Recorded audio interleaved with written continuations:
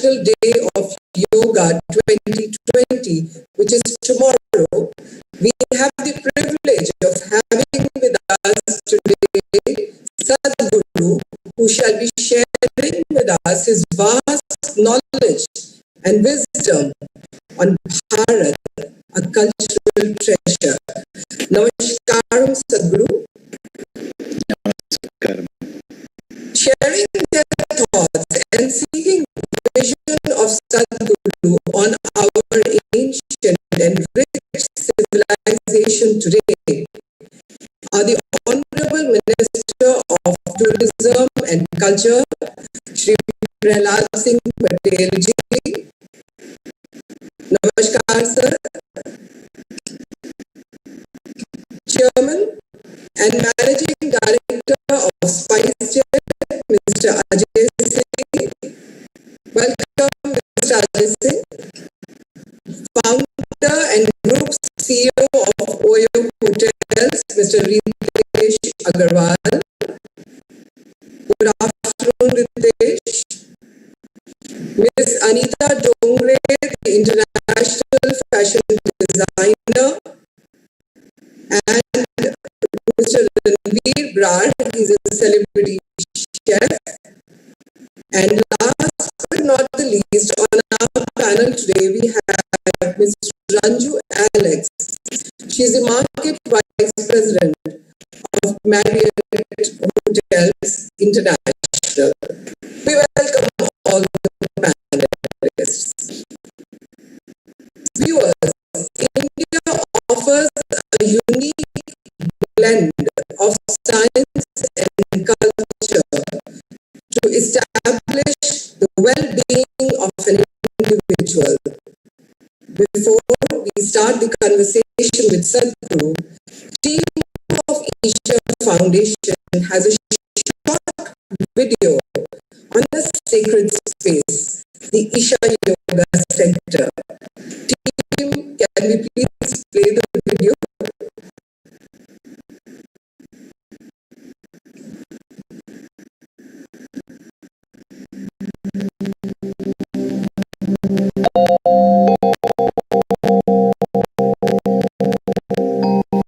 How exactly does one build a sacred space?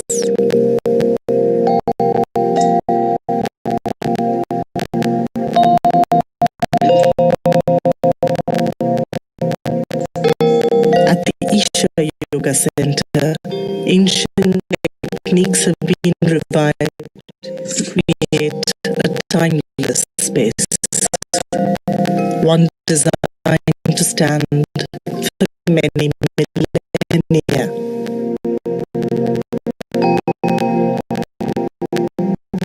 Anilinga is the focal point. It's the possibility to experience life in its totality. Surya Kund and Chandra Kund are energized water bodies. Unique in form, they are built with massive 50-ton granite blocks. To the southeast is Linga Bhairavi, an exuberant expression of the divine feminine. Within her abode, Devi is manifested as a linga, a unique form for the mother goddess. The architecture is just a play of geometry. Right now, all the buildings here, it is not standing because of the strength of its material. It is standing only because of the perfectness of the geometry. That's the beauty of what we're doing here. The entire ashram is itself a symphony of geometry and alignment. Spanda Hall is a 44,000 square foot program venue. The design reflects the essence of yoga as a technology for inner engineering. Outside in the garden is a massive rock. I just looked at one particular rock. I fell in love with the rock.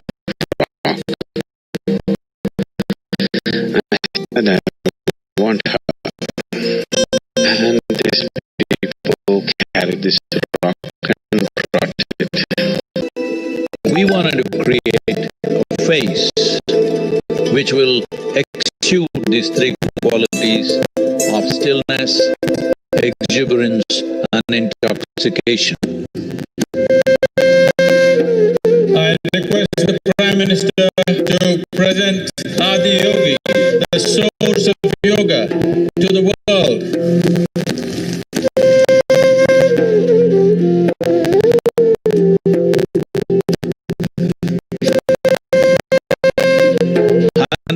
112 feet, because Adi Yogi offered 112 ways through which a human being can attain to one's highest possibility. As an acknowledgement and above all as a tool to transmit these possibilities to the world, an iconic presence is needed to bring this science to humanity. This is a movement from narrow religious divide to a universal responsibility.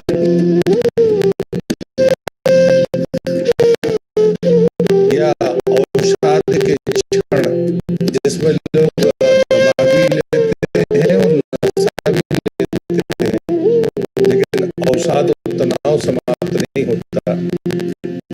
तब मुझे लगा कि जहाँ असाध बन जाए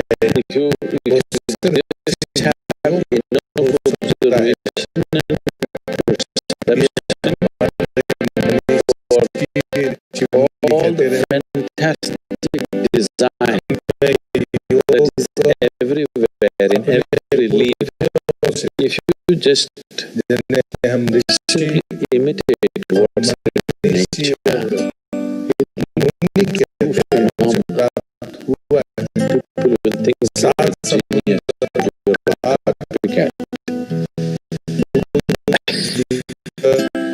That's all it takes.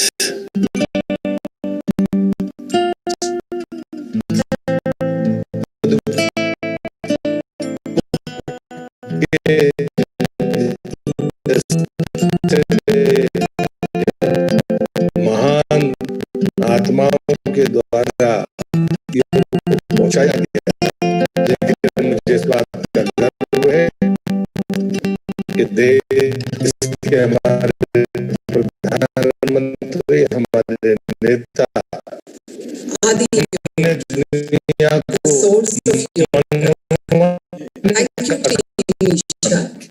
May I now request Honorable Union Minister Shri Prahlad Patel to kindly welcome Sadhguru and start proceedings with his opening remarks. अंत में फिर अपने आराध्य परम पूज्य श्री जी की इस वाणी के साथ अपनी बात को पर्यटन मंत्रालय की तरफ से मंत्री होने के नाते कि हमारा सबका सौभाग्य अजय पूज्य सद्गुरु का सानिध्य जमेगा। हमारे करने से जो दुनिया के वो आदर्शों को जो हो जाएगा,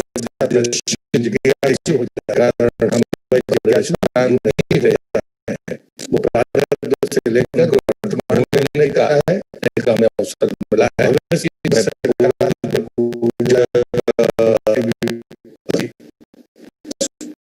अपने यात्रा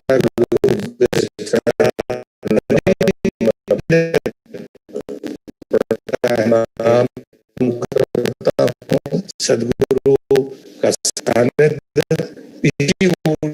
का स्रोत में उनसे ये बहुत लंबी बात ना कर देख रहे हैं। इस अवसर पर जो लोग उपस्थित, अजय सिंह जी, छोटे भाई ओके MD रितेश जी, नेता डोंगरी जी, रणबीर बराड़ जी, रंजू एलेक्स जी, और जो लोग सुन रहे हैं मैं उन सब का हृदय से स्वागत।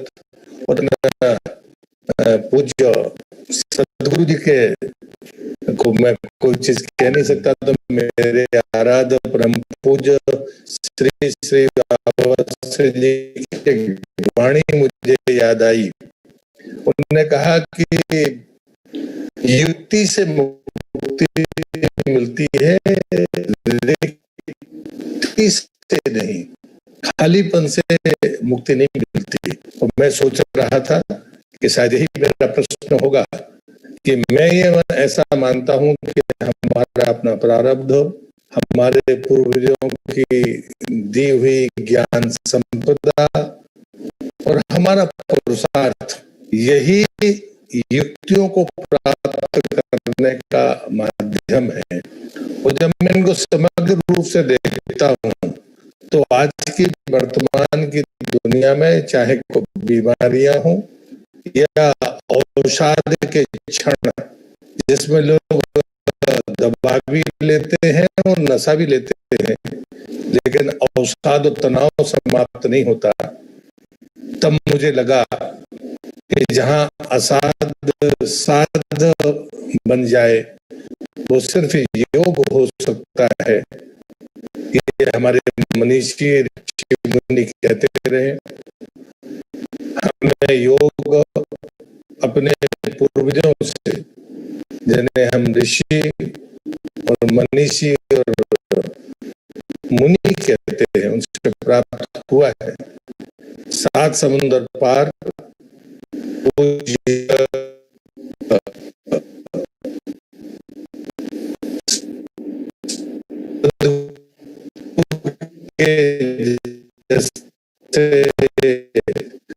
महान आत्माओं के द्वारा योग को पहुंचाया गया।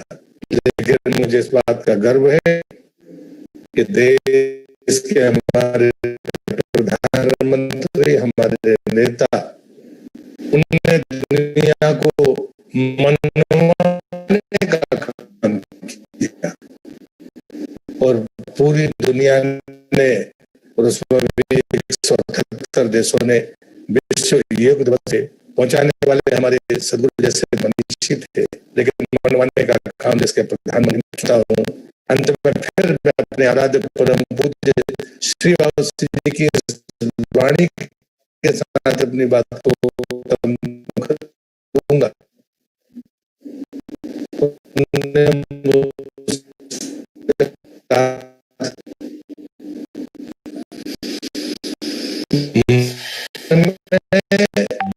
मंथन करने से जो विचार आते हैं वो आदमी की जिज्ञासा पर जिज्ञासु हो जाता है। वह जिज्ञासु योगी होता है।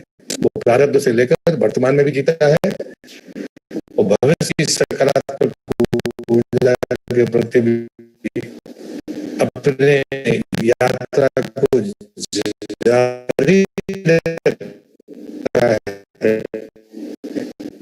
सदगुरु का सानिध्य इसी ऊर्जा का स्रोत है। मैं उनसे यही विनती करूंगा, हम जो सुन रहे हैं, देख रहे हैं, सब में उसी ऊर्जा के चैतन्य करने का सामर्थ्य रखते हैं, तो पत्रों में प्राण प्रतिष्ठा करने का सामर्थ्य आप में है। और वही शायद हमने इस 7 मिनट के वीडियो में देख, मैं आपको करते हुए इससे आपका योग दिवस को बनाएगा, हम सबके जीवन की यात्रा में अपनी बात को समाप्त करता हूँ। प्रणाम।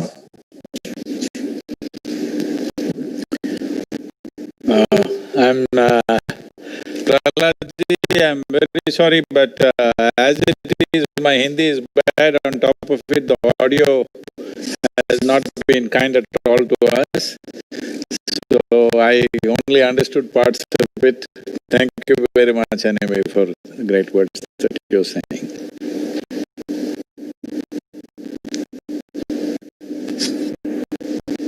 Prahlad.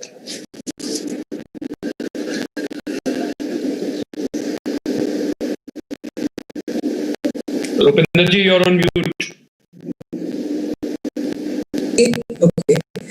Thank you so much for that reminder. Well, we have viewers today with us, somebody who takes us traveling across destinations, connecting us with our families, people, and showcasing the beautiful land that is India. And so I bring to the first point that we need, because when COVID is behind us, we need to start traveling soon. Ajay Singh ji, what are your reflections on the role of civil aviation and how should we take it forward with the whole thing in COVID times? Firstly, I must express my gratitude to you for inviting me to this panel. I am a huge admirer of Sadhguru ji, and he is such an incredible personality. We really look to him for answers to complicated questions in our lives. And he is both, one of those few who's both ancient and modern, and looks at the world in a, from a perspective that is just so interesting and so admirable. As far as civil aviation is concerned, as all of you know, there is civil aviation is an integral part of tourism. It's an integral part of joining our country together, joining different parts of our country together, and that's what's exciting. To go and join Sikkim to India through air, or to join Andaman, or to join Ladakh and Leh to the mainstream. That is the role of tourism. It's basically a uniter. And that's how we look at it. As you know, this is the first of the activities which has been started after lockdown.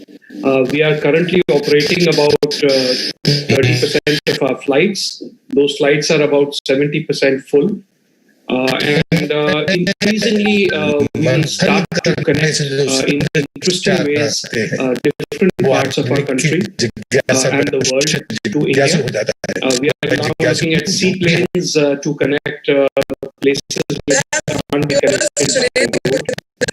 We are looking at helicopter operations. We are looking to see how we can use civil aviation really to connect our nation. And, I would really, we ask Sadhguru all sorts of complex questions. We ask him for answers to things which really bedevil us. But I would really like to ask him something a lot simpler today. And I don't know how many people know that Sadhguru is actually a pilot himself. So he's one of us. He's a helicopter pilot. We are delighted that he should be part of our community. So I would like to ask him really what excites him about flying. And I also want to ask him, once this lockdown is over and we actually try and dekho apna desh, we actually go and try and see our country. What are the wonderful places that he's been to that he would recommend that all of us actually go and see once in our lifetimes within our country? Namaskaram to all of you. Well, about flying, well, the flying madness caught me when I was just 12, 13 years of age, and I looked at a plan at that time in the popular mechanics as to how to build a hang glider and then fly. It took me almost 3.5 years to build one. This was built out of parachute silk and bamboo and all kinds of contraption. It's a huge contraption. And I took it near Nandi Hills, near Bangalore, and tried to fly it. Well, I did fly for approximately, I think, about 22 to 23 seconds. I was in the air and then I crashed. It just folded up and I broke both my ankles, and that was my first aviation experience. So I came back in another 2 years and bought a well-built hang glider from a French builder, and then I did do hang gliding. And well, the fascination of flying mainly came because I spent so much time in nature, in the forests in South India, particularly in the Western Ghats, and always, of all the creatures, the birds seem to have kind of advantage over me. The snakes excited me, but they were crawling, I could catch them. Well, the other mammals, elephants, tigers, I saw them, but they're fine. They're grand animals by themselves, but always it's the bird which kind of always beyond you. So I wanted to fly like them but I knew I didn't have wings. So aviation has been on my mind, but then I became deeply meditative when I was 23, 24 years of age. Then I lost interest in flying because I could simply close my eyes and do whatever I want. I became like that. So once again, wanting to fly by myself, came back much later. So I got my rotary wing helicopter license just about nine years ago, I think. So I'm still have a active license, but I'm not able to fly in India because the laws in India, the aviation laws in India, I'm sorry I speak like this. For me, it seems like it was made before the Wright brothers came because everything possible to see that we don't fly. But I still fly in United States because I have a FAA license. I think because you were talking, Ajay was talking about using helicopter tourism, which I think is very vital for this country. Instead of building high investment airports and things, helicopters will be very vital.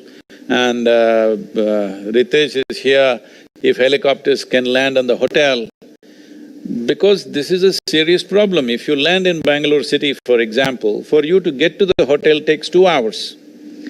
I would rather drive. If I ride my motorcycle from here, from Coimbatore to Bangalore, I'm there in 4 hours. Here I wait for 1 hour in the airport, fly for 45 minutes and take 2 hours to get to the airport. But if I had a helicopter that flies from here, in 50 minutes I would be in the hotel where I want to be, wherever the conference or event is. Unfortunately, the advantage of what aviation is, especially rotary wing aviation is completely unutilized.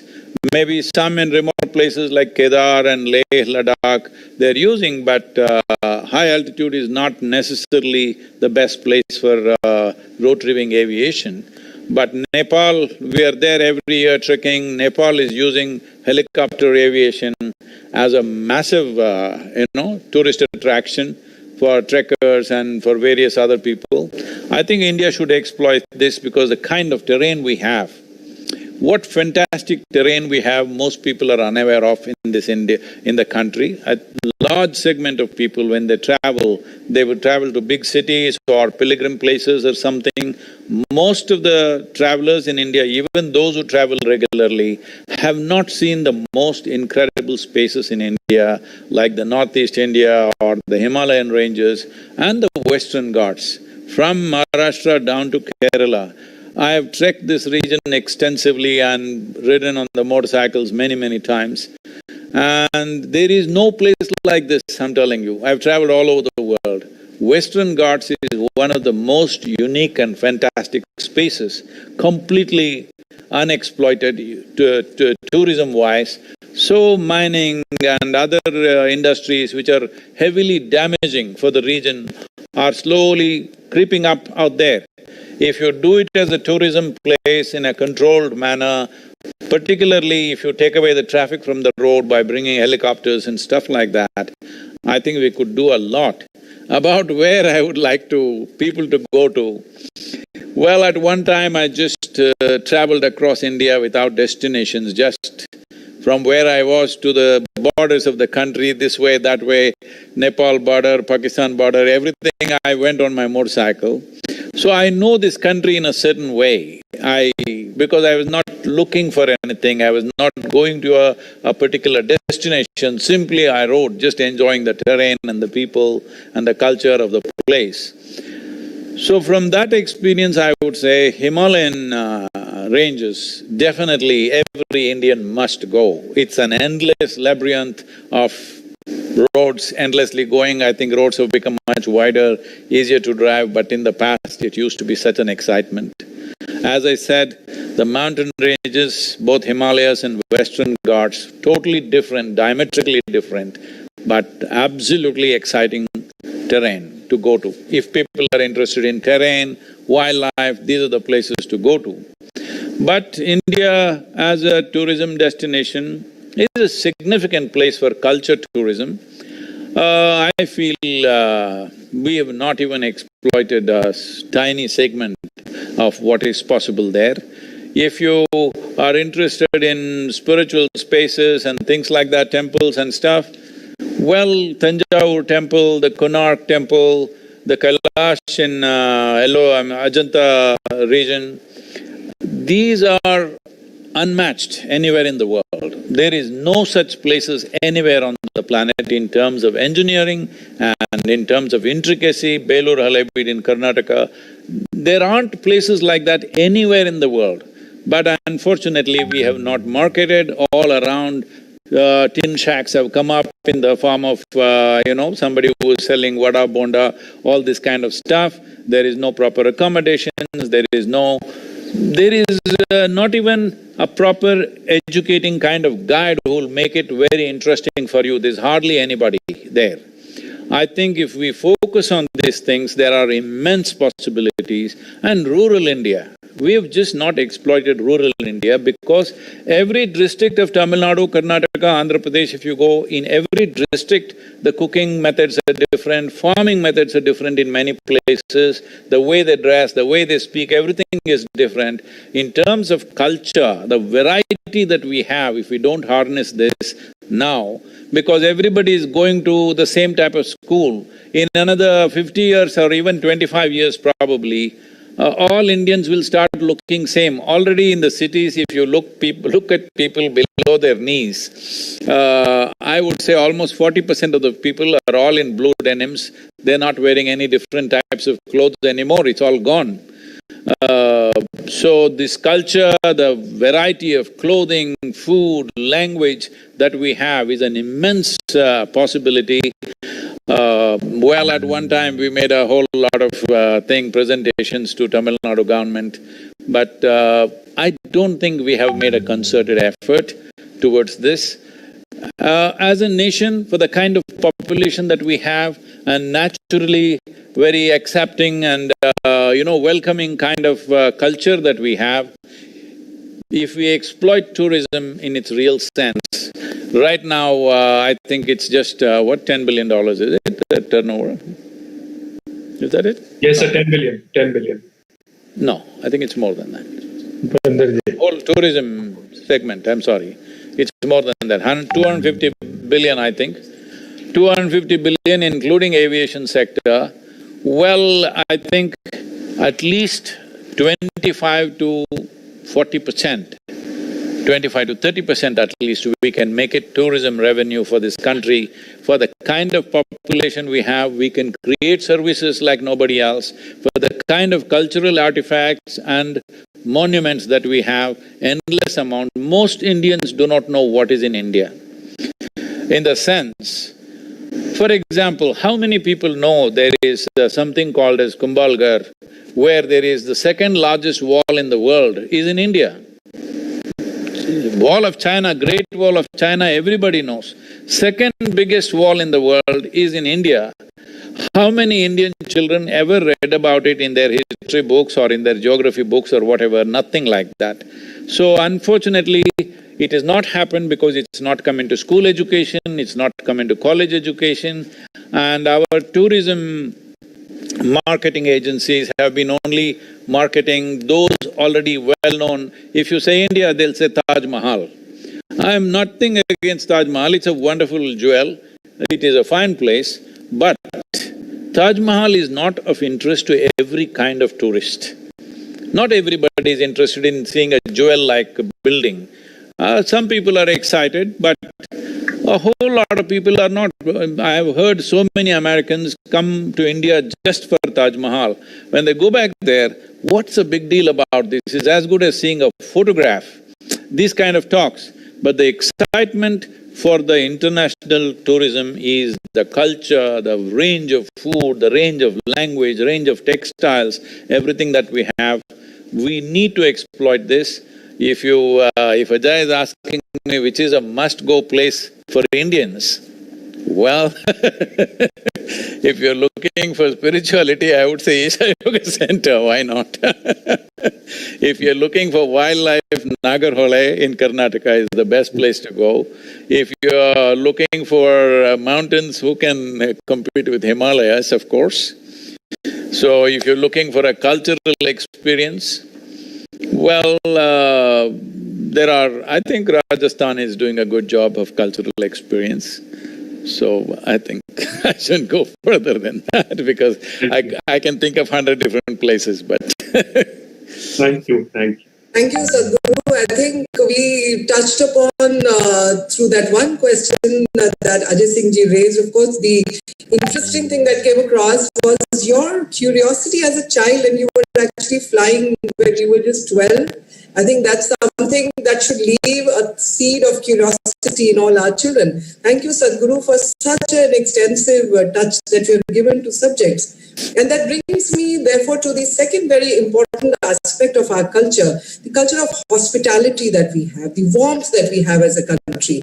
And I would like to bring in Ms. Ranju Alex at that point, that what do you think, Ranju, is that one key element that we can dwell on today is of utmost importance for us to take tourism forward for India?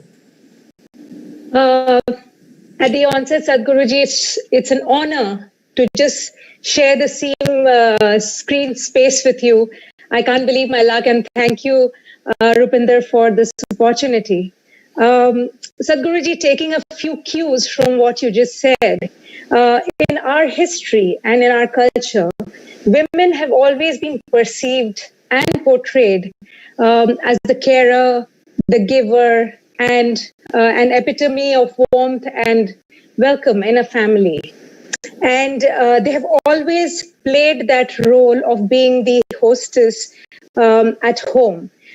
We also know that women are naturally gifted with grace and a sense of hospitality, which comes across as we are also okay. We're also okay. Sure, definitely, I acknowledge that. I work with a lot of men, and I better be careful about what I say. Over the years, the modern woman has broken a lot of glass ceilings, and they have forged careers in a lot of areas that typically did not invite them earlier. Having said that, in the hospitality sector, we still have sub 12% percentage of women workforce. And we would love to hear your thoughts as to how do you think we could bring them in, both as participants in the industry and also to travel within India. So these incredible women in and being tourists in incredible India. I would love to hear your thoughts on how do you think we could advocate that and create a scenario where it's conducive, one, for their work, and second, for their travel into the country? Definitely, I would agree with you that when it comes to hospitality industry, a woman would be far more conducive than a male person for a variety of reasons. But I think the disadvantage that… the reason why you're saying… I did not know the percentage, you're saying 12%. But when you walk into your hotel in India, most of the time you see more women than men. I don't know how it is 12%, probably across the industry it may be different. So, one reason I would say is, we have this cliched approach that if women have to be in hospitality industry, they must be young, they must be slim, they must be… whatever, there are prescriptions that she must be to man's liking, essentially. So, if we don't change that image, inevitably, a young woman… I know a whole lot of young women who join these hotels in reception, this, that. By the time they're 25, 30, they get married, and after that, they discontinue because maybe children or whatever. I mean, this is an important duty too, because otherwise you and me wouldn't exist if somebody didn't bear us. So, once she does that, again coming back to that, she may not be in the same physical shape, in the same level of hours to work, day and night hours to work, all this may not be possible as a married woman, as a woman with children. For many of them, their family situations may not allow that. That could be, I'm just guessing, that could be one of the reasons why young women may be there in the hospitality, but over 35 kind of women, there are less and less unless they're in an executive kind of position. And the image also about how a woman should be, that she has to be pretty, she has to be attractive, this has to go. We must be looking at a person for the services they provide you, not for how they essentially look or whatever else it is. Of course, whether it's a man or a woman, if you're in hospitality or in any place, you have to make yourself presentable, that's a different matter. But it need not… this presentableness for a woman, the standards are way higher than presentableness for a man. I think if you level that out, maybe the percentages could get a little more even. But anyway, it's bound to be less because generally hospitality work is day and night kind of work. So many women, because of families, children, I would say 10, 12 years or 15 years, they're kind of handicapped because of childbearing and those kind of stuff.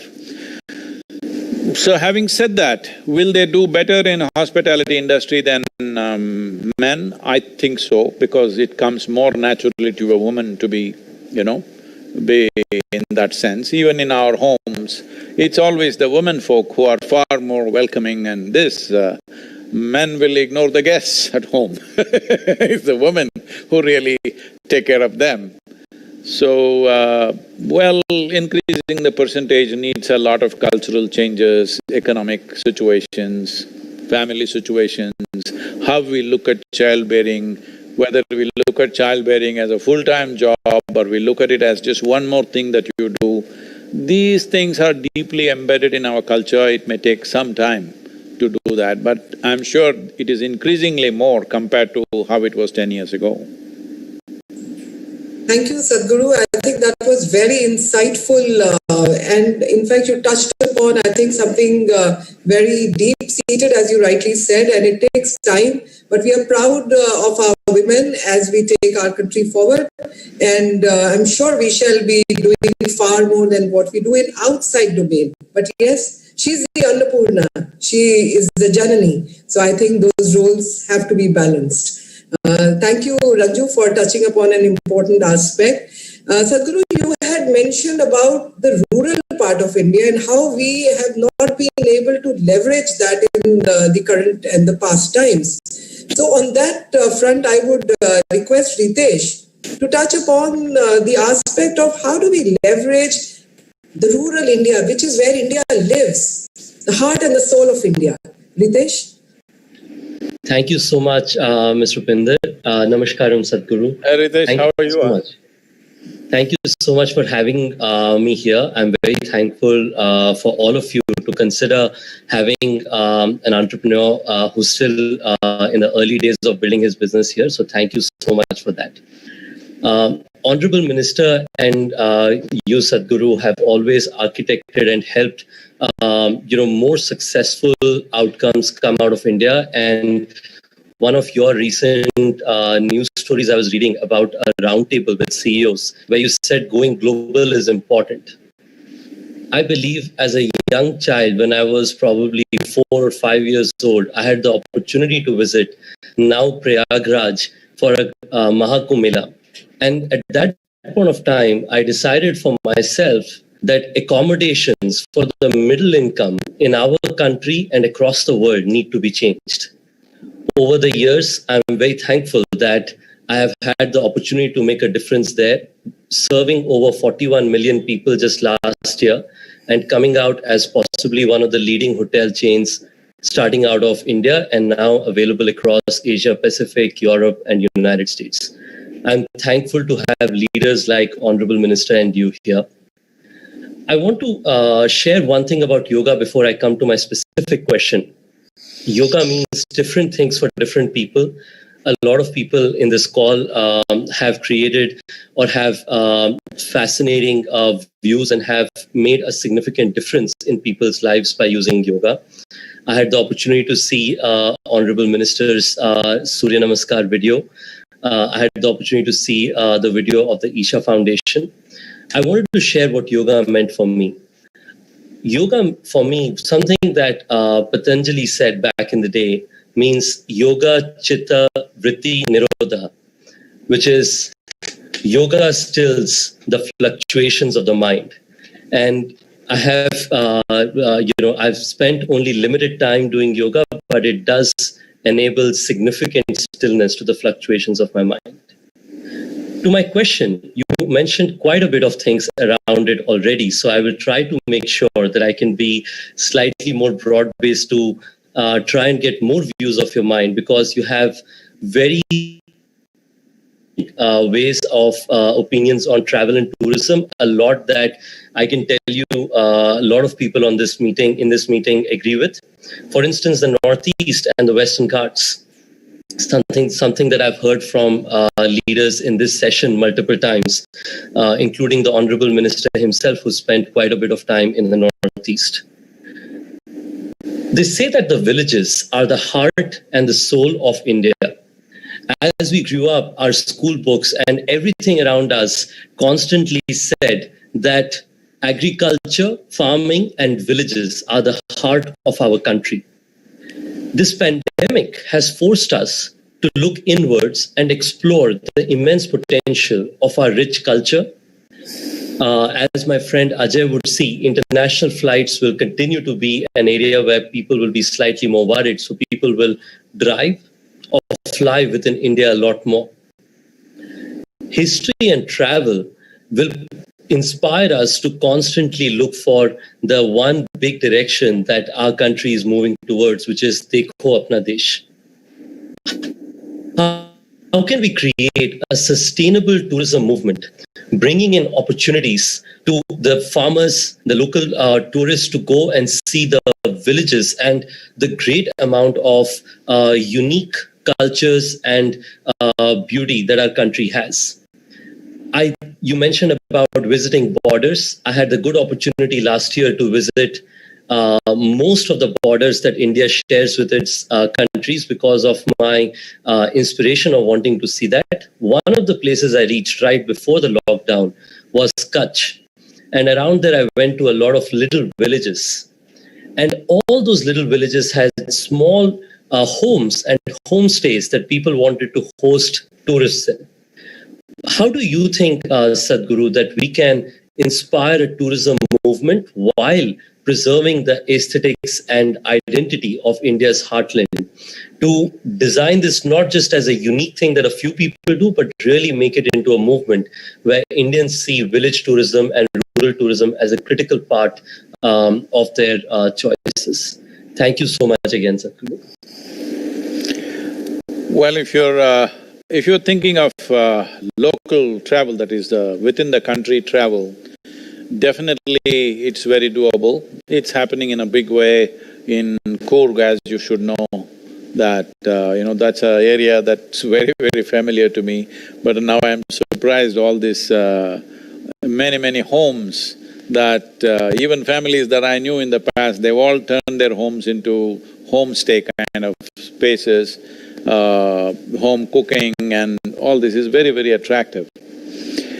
But once we attract foreign tourism to this, we must understand the high-value foreign tourist may not go to the village. They'll have their own fears about, not just because of the virus, even otherwise, infections, this, that, hygiene, various things. So, it is the low-value foreign tourist who goes there. The low-value foreign tourist, there are many complexities around that person, male or female. There are different kinds of problems with them. There is drug addiction problems which is widespread, and they will bring that thing, and they may think that staying in the village is the best thing because they will not be noticed as to what they're doing. And there are a variety of other issues that will come with it, and in the villages it could become a problem. So I would suggest that it is better we develop clusters which can be controlled. If Ritesh, I'm telling you, we've been toying with this idea, but we've been so busy with too many projects, we've not done this. But very easily, let's say we take 100 farmers in this region, Tamil Nadu, where people are far more disciplined and more alert than many parts of the country. I'm not saying this with any prejudice. Generally, they're little more disciplined, their culture is, very discipline-oriented culture rather than flamboyant culture. But still, there is many attractions here. We could create 100 farmers in their farmland, let's say they create 3 or 4, we can help them to build something which is organically built but which is safe, free from reptiles and this kind of stuff. Where if it's marketed properly, 100 into let's say 4 rooms, 400 rooms are there for experiencing Tamil Nadu's agricultural activity. We can say certain seasons, planting season, people can participate in actually planting paddy, they can see harvesting season, how turmeric is harvested. These things could become very interesting for foreign tourists. So we could market a cluster where there is some kind of filter about their behavior, about drug use, alcohol use, all these things can be controlled, because otherwise, if small discrepancies happen in the villages, they'll burn down everything. That's how things happen in the village. Or they may just… suppose somebody beats up a foreign national badly or lynch him down, if suppose he does something that's not acceptable to them, these things will very easily happen. So it's better it is a cluster that we can manage properly initially. When it grows and really everything matures well over a period of time, then maybe we can just do it freely. So like this in every state, wherever there are interesting cultural and food and other aspects, if we make small clusters and manage them well, controlled management we do, so that there is a certain amount of commitment from the tourist also that he will be eco-friendly, he will not go into these kind of things that villagers may not appreciate. I think there is a great possibility. Very easily we can create a cluster around here. We've been thinking about it, but our other projects have kept us too busy that we have not done this. About India, the rural tourism, I feel initially it's best that we grow it with local tourists. Local tourists are also does not come without problems these days because alcohol consumption has become rampant, behavioral problems are there. So in a controlled way if we do it, and ecologically they are super insensitive, wherever they go they leave a heap of garbage and go, all these things can be very easily controlled. But drug addiction and those kind of problems are much more difficult to manage because they won't listen to any instruction, they will agree to everything and they'll do something else. I'm saying this from experience of people who are running these kind of institutions, it's a major problem. that when you get the low value foreign tourist, there is an enormous amount of problem associated with those people. So, if it is carefully in a controlled manner it's done, there is an immense possibility in that, because every district, not every state, every district in the country has some uniqueness of culture, something to offer in terms of food, clothing, textile, variety of possibilities are there. Thank you, Sadhguru. I think that's a very insightful and a very incisive response to your thought, Ritesh. And it also raises the, I would say, the flag for being a responsible tourist, viewers. So I think we must take that cue from what Sadhguruji has mentioned on this. You also, Sadhguru, mentioned about the food of India, and I think that's where it brings me to the culinary delights that India has to offer, and therefore I would like to now invite Ranveer for his thoughts on the foods and the cuisine of India. Yeah, I am also a very good cook, so he's in competition with me. Sadhguru, yeah, I am, here you are, I'm already… Namaskaram, Sadhguru. Namaskaram. And thanks to the Honorable Minister and Rupinderji for allowing me to share a screen with you. So, I had a question regarding the incredible cuisine of the incredible country that we have. We have a lot of character, history, proven science behind our food. And, this time in the COVID, it sort of brought out the limitations of modern medicine. And everybody is now believing in, food as the best form of preventive medicine. And, every day, I have some business interests outside of India, some restaurants.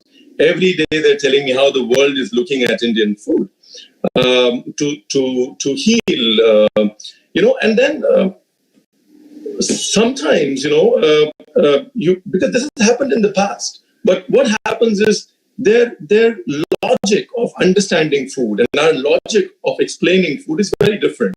They talk proteins, calories, carbohydrates. The whole science, the way they understand good food and the way we explain good food is very different.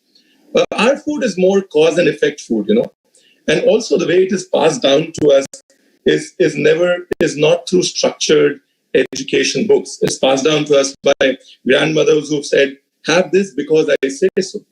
And you had that and it worked, and but that's a slow transformation to sort of make your food popular in a new market, in a new country. For everybody to try it and then believe in it takes a long time. So this mixture of intangible philosophy plus ancient wisdom that we have incorporated in our cuisine, which is effective, which sort of is proven over the years. And, how do we make our food marketable? How do we make our food, how do we take it out there and say, in your philosophy, in our philosophy, there isn't essentially any difference, because this is again an opportunity for us chefs to take Indian food out and make it big. But how do we bridge this disconnect? How do we bridge this disconnect and make an impact? It is very important that we speak in modern language, otherwise to change that narrative is not going to happen in a short period of time. We have to speak in today's language. But Indian food, the variety that it has and the many nuances that are there to the food, this will be very exciting for international, culinary fans, if only if it is presented properly. But that's a question you're asking, how to present it, not just talking about calories, this and that. Well, it's not just about calories, but in the international arena, if you're talking about the high-end market, presentation is very, very important. I think we are a bit poor in presentation, not bit poor, I think I would say very poor, because for us, food is about taste, food is about nourishment. We don't really care how your roti is kept, all right? We just want it to be nice to eat, that's about it. So, it just came off the fire, that is important. Just came off the tandoori pot, that is important for us rather than how it is presented. They don't mind bread which is 1 month old but presented properly. That is their way of looking at things. So this change in looking at fresh food, that Indian food is most of the time coming straight from the pan to the plate, and the significance of that, I think we need to do something about that because that is not understood, and many ailments in the world. Particularly, I've been talking to the American audience continuously, telling them, if you stop eating this old food, when I say old food, almost anything that they buy in their… the best place you can buy today is a wholeness… Whole Foods. Whole Foods, I'm sorry. The best place that you can buy is Whole Foods. Even there, most of the things are a minimum 15 days to 30 days old, everything. So, just eating fresh food, what it will do to your health is a big thing. This needs to be communicated, that communication issue is there. But at the same time, I feel maybe the high-end restaurants, some of them may be okay, but my experience of restaurants may be outdated because I'm talking about how things were 15 to 18 years ago, because since then I've not been able to go to restaurants, I get crowded in Indian restaurants, so I can't go anywhere in the world. But I'm talking about some time ago, let's say restaurants in United States or Europe, wherever you went, I think London is little better, Indian restaurants in London are little better quality. But if you go to other places, especially in US, if you go to an Indian restaurant, it's a terrible experience. Neither the taste, nor the quality, nor the service, anything is good. Service you can improve by training them, but taste-wise, if you serve something which is as good as what is served on a street-side dhaba, everybody will be glad to eat that food. But what is served in the big restaurants, and I'm sorry if I'm, rubbing you in the wrong way, any of you. For example, every good hotel that I go to in India, morning I will end up giving a lecture to the chef and the manager who is there. Because in South India, in Tamil Nadu, I'm saying, in Chennai city, you can't eat the idli. It's terrible. If you just go outside where the labor are eating on the street side, fantastic idlis he will serve. I said, why don't you hire this guy who is just standing outside your compound wall? If you get that guy, he knows how to make a idli. Now, I was in one of the major hotels in Bangalore, and I see the idli sambar is terrible. I say, who is doing this idli? And very proudly they bring the chef. I ask him, where are you from? He says, I'm from Ludhiana. I don't know if you're from Ludhiana. I said, why is this Ludhiana guy doing idli here? Why can't you get one local guy? I'm saying such simple things are not taken care of. If you look at it, except in a few hotels, even in India, the experience of a breakfast is quite… Indian breakfast is quite bad. So everybody ends up eating a croissant or a bread and butter and egg and something else, they won't eat this. But today there is substantial research and medical understanding that eating something like, let us say for example, I'm taking idli, that it's 70% carb and 30% protein, it is the best way to eat. Every research in the world says that. But we are producing golf balls instead of idlis and we expect people to eat it. Nobody will want to eat it. If you eat idli in any of the Delhi hotels, I'm sorry I'm saying such things because I want them to improve. Tomorrow you will have acidity in your stomach because the batter is probably 1 month old. I don't know how old it is. It doesn't work like that. It has to be done fresh, it has to be done in a certain way, because if people want to be healthy, these kind of steamed foods which have both protein and carb is the best thing to consume. So, I think in United States, a whole lot of small restaurant owners have assumed that nobody anyway understands, so you can serve them whatever you want, anyway a certain amount of… See, when people do business for livelihood, they do it one way. When people do business because they want to create something, they'll do it another way. So this has to come. People with passion for Indian food have to take Indian food around, especially now, post this virus times. There is a certain amount of resistance to Chinese food. A whole lot of Americans will die to eat Chinese food because their own food has no spice, no any kind of, there is nothing in it, it's just meat and salt and bread. That's about it. So Chinese food has caught them so badly, they're enslaved to it. But right now, if the re-election happens, if election is not fresh, it's a re-election, I think Chinese restaurants will lose their shine or sheen in a significant way. This is a good time for Indian restaurant chains to come up. But quality must be there. When I say quality, for example, I'm not trying to promote anybody, but I'm just telling you, for example, I was to have a meeting with a man who was, I think, I wouldn't want to mention names, but he's the man who designed Lexus car, okay? He wanted to meet me because I had spoken to him in the economic forum about design so much, so he wanted to meet me. So I said, okay, we'll meet. Then I said, where is the meeting? So they gave a number in Manhattan area and we went looking, and then I see this is a Saravana Bhavan hotel. I said, this can't be, why would this American guy meet me in a Saravana Bhavan? Then I realized that's where he wants to meet me. He said, this is the only place I'll have breakfast every day. And I go there and eat whatever, that pongal, something they served. I'm telling you, they're serving pongal better than what is served in Chennai. This is what we need to do.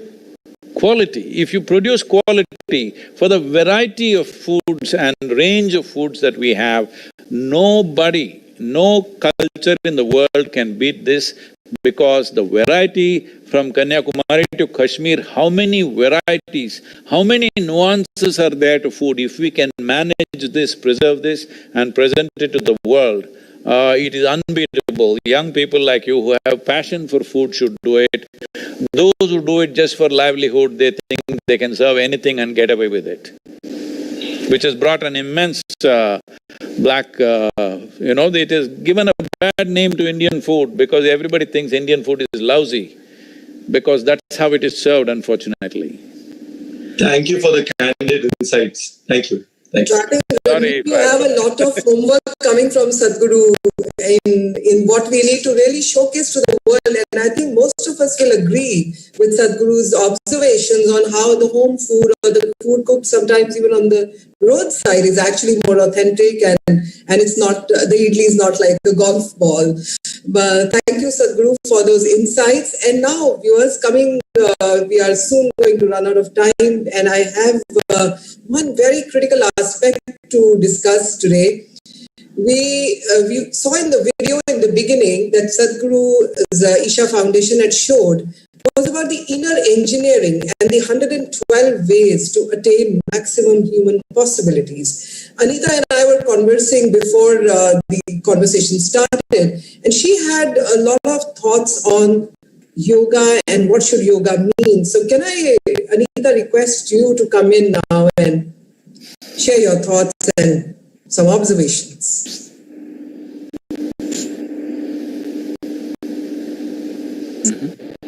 Anita ji, you have to unmute yourself. Anita, how are you doing? How are you doing? It's been some time since I saw you. Yes. I said Sarvana Bhavan is a savior. When I opened my store in New York, that was my go-to place. I think Indian food is just amazing. What I wanted to say to you is yoga is very popular. I have a store in New York. I think every second place in New York has a yoga center today. Every block has 3 yoga places. I just feel it's time today to move where the young today are going to yoga more for physical, how it makes them look physically. I feel, and I don't know whether, I mean, that's what I wanted your viewpoint, is that today we need to move towards more about what yoga can do for the mind. And I feel that's what the world today needs. What are your views on the same? Definitely, because right now even WHO and UN agencies are saying post-COVID, the real problem is not going to be physical health, but it's the mind. Yes. It's a mental health which is going to be the issue. Yes. And well, recently you had a tragedy in Mumbai of a young artist committing suicide. Well, 800,000 people commit suicide every year in this world, 800,000 people. This means every 40 seconds somebody is committing suicide.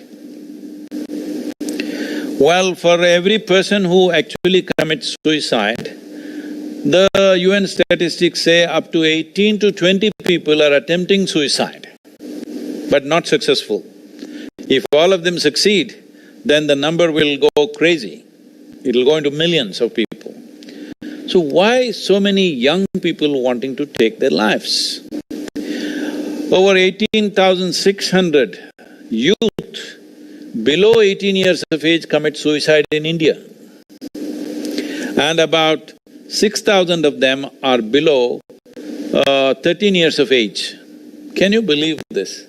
A 13-year-old, 12, 13-year-old child, why would they want to take their lives? This is simply because our education systems have no any kind of support for an individual as to how to manage myself, how to manage my thought, how to manage my emotion, how to manage my chemical changes that are happening in my body, you know?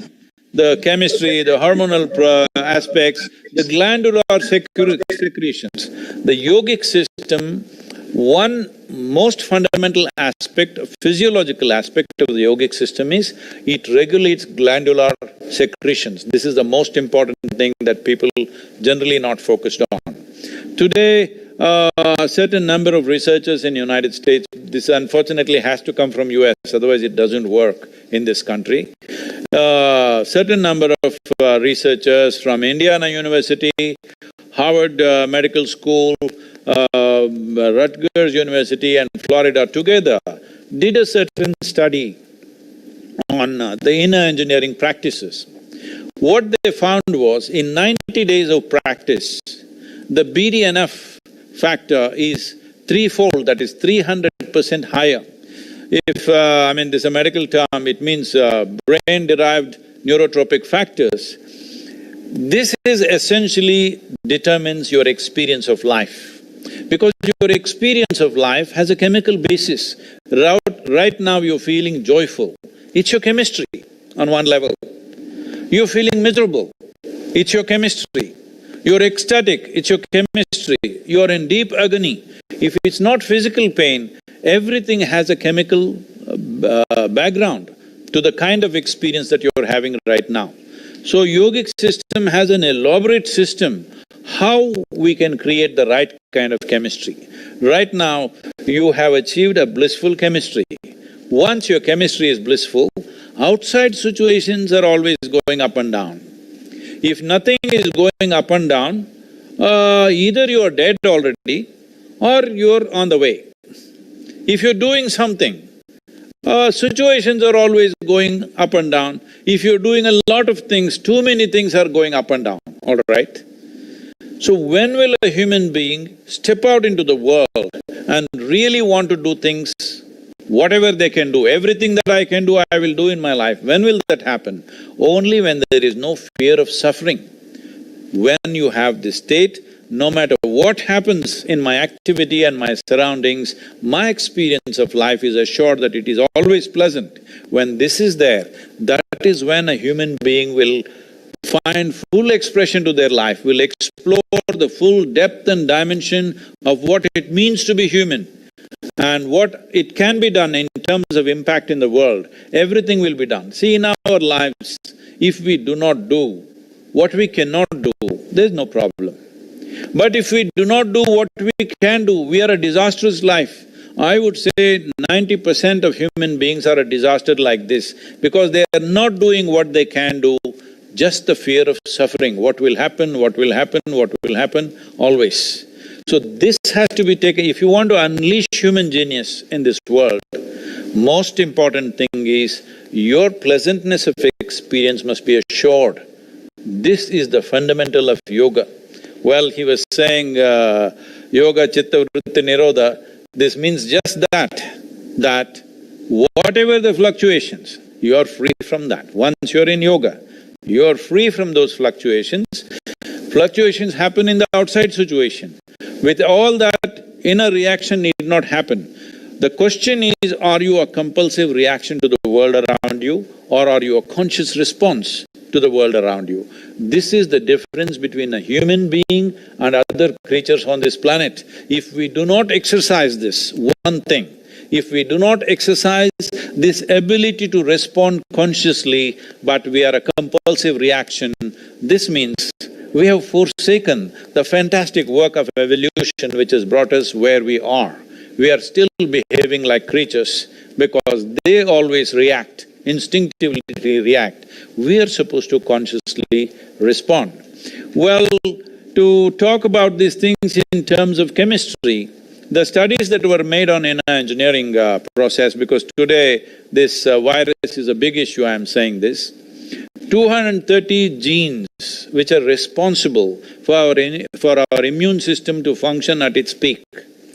These 230 genes were significantly elevated within 90 days of practice. That means your immune system is at its best, that you don't have to fear what to eat, where to go, what to touch, because your immune system will take care of it. Right now, when it comes to the virus situation, we have not done anything about the virus.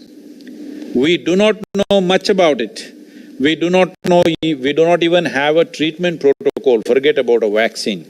The only thing we know is, if your immune system is strong, you will live, otherwise you will not live. This is the fact.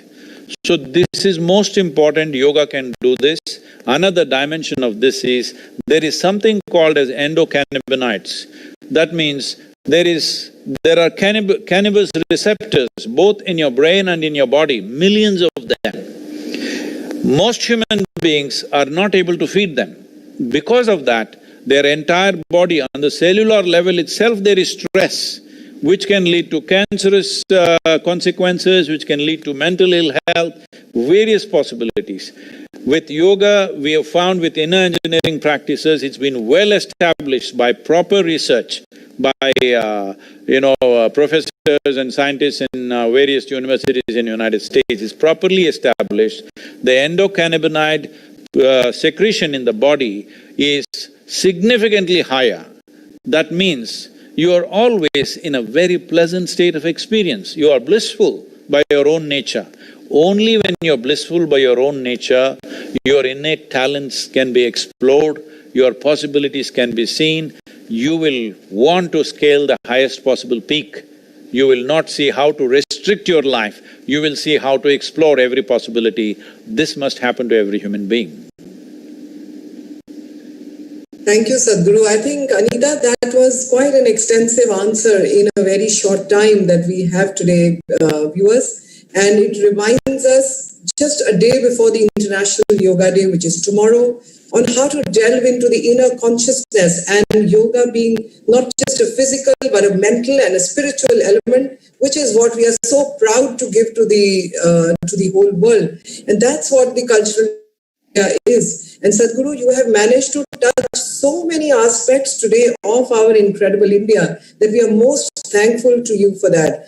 I would request upon our Minister, sir, to kindly come on web screen, as I call it these days, to share his thoughts before we conclude for the day, Sadhguru.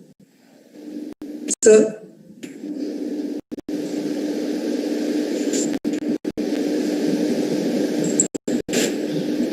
Sir आपका unmute होने वाला है।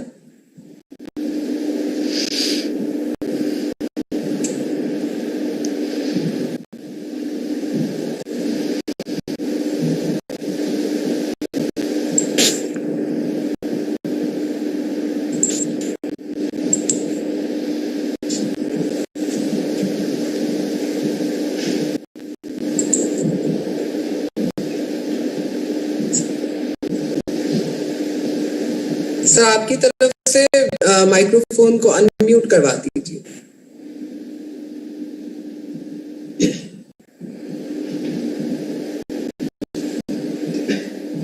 अब आपको आवाज आ रही है? जी sir, जी sir. मैं सदगुरु को प्रणाम करता हूँ और उनका आभार भी व्यक्त करता हूँ। टूरिज्म पिलर्स जितने हो सकते हैं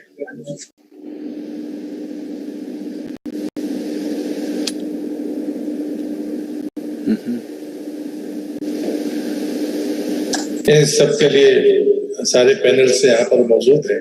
तो मुझे लगता है कि जो प्रश्न उनके मन में थे तो जो हमको भी जो जानकारियां मिली हैं हम मिलकर एक बेहतर काम कर पाएंगे। और मुझे लगता है कि इस आपदा के बाद हम सबकी चर्चाएं महत्वपूर्ण होंगी। मैं सभी टूरिज्म के